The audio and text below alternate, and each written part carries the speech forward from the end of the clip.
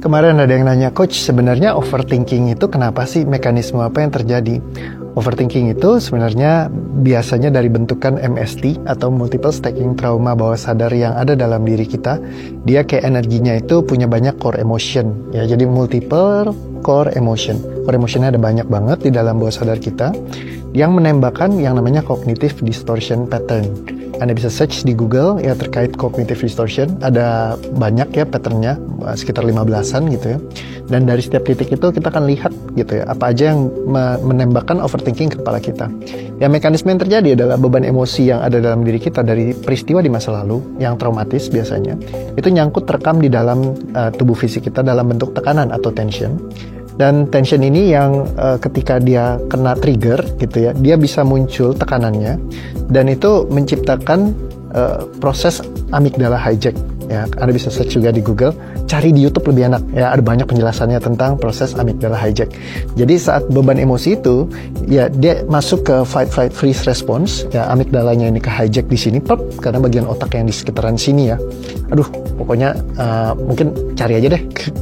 Saya juga mungkin lupa inget lah posisinya di mana. Nggak penting Ben, yang penting ngerti tahu cara nuntasin persoalan masalah beban emosinya orang.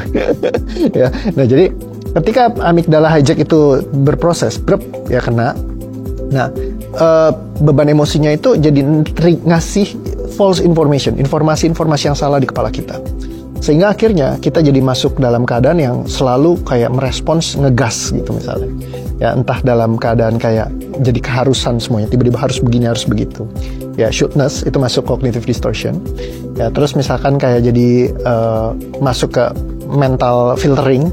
Ya, atau misalkan catastrophizing, bikin semuanya jadi kayak lebay banget gitu ya, kayaknya kita yang paling korban, kita yang paling terzolimi segala macam kayak gitu. Nah, itu biasanya ketika kita lagi kena cognitive distortion dan yang salah selalu orang lain ya. Itu juga salah satu pattern emotional reasoning, banyak alasannya macam-macam bisa kita tembakan, evidence bisa kita bawa semua, tunjukkan bahwa bukan gue yang bermasalah, ini semua keadaan di sekeliling yang bermasalah kayak gitu ya. Nah, ini yang bikin akhirnya jadi overthinking, banyak pikiran-pikiran yang berputar segala macam. Nah, beban ini perlu diuraikan, tension-tensionnya perlu dibuang.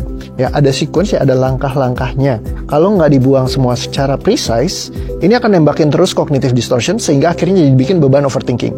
Kelamaan di repress dan suppress, dia akan masuk jadi banyak mimpi-mimpi buruk. Dan yang paling parah adalah psikosomatik. Jadi kalau mau diselesaikan, perlu belajar caranya. Saya udah ada pin ya di atas, kalau gimana caranya, langkah-langkah untuk ngebuang beban emosi. Coba dilihat ya. Pernah gak sih merhatiin kenapa sih kita harus memikirkan segala skenario terburuk dalam kehidupan kita? Setiap malam mikirin, aduh besok gimana, kalau misalkan masa depan berantakan apa segala, gimana nasib keluargaku, gimana nasib aku, kalau aku mati gimana, kalau aku sakit gimana, kalau. Itu patternnya overthinking. Kenapa hal ini bisa terjadi dan neurotik, jadi bukan sesuatu yang bisa kita kendalikan atau kontrol. Kayak dia muncul sendiri. Banyak orang bilang, lu kontrol dong, udah gak usah overthinking segala macam, kebanyakan begini, gak percaya sama Tuhan, lu kurang banyak berdoa. Banyak bisa di judgment macam-macam. Ya, itu mereka yang gak ngerti aja. Orang gak tahu atau gak pernah ngerasain, atau level overthinkingnya gak kayak kita.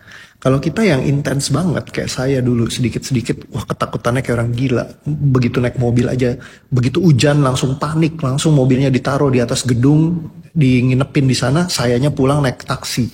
Buat orang tuh kayak gak masuk akal, gablek banget gitu. Tapi buat saya, it's so make sense gitu. Ya, dan ini susah diceritain, kalau diceritain ke orang, yang ada dijudge lagi, kayak orang, lu kurang berdoa, gak percaya sama Tuhan lah, apalah segala macam, ya banyak yang kayak gitu. So, apa mekanisme yang terjadi sebenarnya? Nah, seringkali hal kayak gini muncul. Nih bicara tentang session lah, saya nggak bahas tentang teori-teori lah, banyak teori udah Anda bisa baca di mana-mana. Tapi saya bahas apa yang saya temukan di ruang sesi, karena saya kayak ribuan klien yang saya handle. Jadi ketika ketemu, banyak dari mereka yang pernah ngalamin kejadian yang hampir meninggal. Itu biasanya memicu overthinking yang sangat parah. Jadi kalau misalkan Anda pernah kayak pingsan atau sesak nafas, itu biasa muncul tuh fight flight freeze-nya. Jadi benar-benar dalam mode survival terusan gitu. Jadi kayak nggak bisa dikontrol sama sekali, susah banget. Jadi ada yang mereka belajar untuk kontrol, buat yang level kadarnya nggak separah kita. Balik lagi, nggak separah kita. Kalau level kadarnya rendah, dikontrol bisa. Tapi ada orang-orang yang terlalu parah, nggak akan pernah bisa dikontrol, susah setengah mati, malah tambah parah. Ngontrol emosi malah tambah parah. Silakan baca, ada banyak denger di TikTok sebelumnya aku banyak bahas tentang ngendalin emosi, justru bisa bikin memperparah keadaan, kondisi, beban emosi kita. Ya, jadi yang satu-satu cara adalah untuk dibuang semuanya. Ada sequence-nya, ada langkahnya. Lihat langkah melepaskan emosi, ada di atas, sudah saya pin di bagian playlistnya. Nah, jadi ketika kita takut mati gitu ya, itu memicu banget semua skenario terburuk. Atau kita pernah mengalami sebuah kejadian yang bikin kita kerugian besar banget. Misalnya kita udah baik-baik aja gitu ya, semuanya kita udah pikir oke, terus tiba-tiba ada sesuatu yang bikin gagal. Dung! Nah, itu langsung kayak internalize di bawah sadar kita. Besoknya kita jadi sangat hati-hati sekali. Karena apa? Kita nggak mau lagi ngalamin kejadian seperti itu.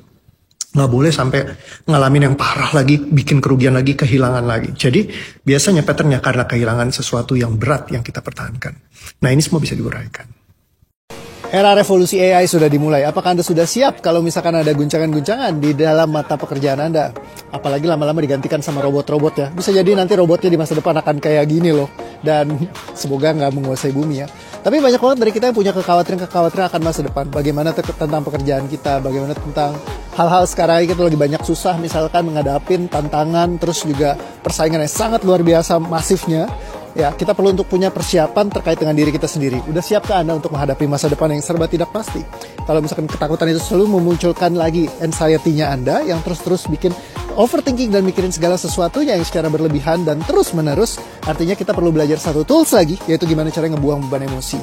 Saya udah taruh di atas di bagian playlist, tinggal dicek aja. Di situ judulnya adalah bagaimana caranya ya, tinggal belajar caranya begini kalau nggak salah judul terakhirnya. Nah, silakan cek di sana ya, siapa tahu bisa membantu Anda supaya bisa menghilangkan overthinkingnya. Kalau mau bisa lebih dalam lagi, bisa juga ikut nanti kalau misalkan kapan-kapan saya ngadain kelas supaya bisa belajar lebih banyak.